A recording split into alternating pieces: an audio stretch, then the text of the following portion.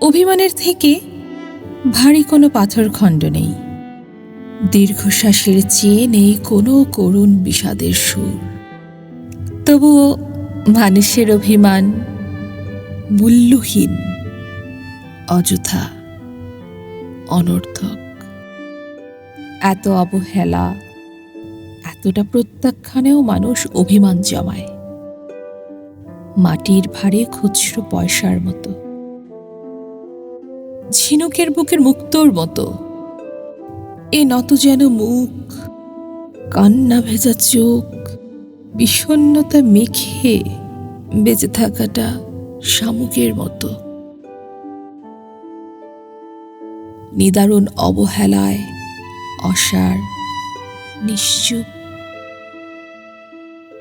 দুঃখগুলোকে খোলস বানিয়ে তবুও বেঁচে থাকতে হয়। কেউ তো জানে না খোলস ফেলে শামুক কি আর বেঁচে রয়।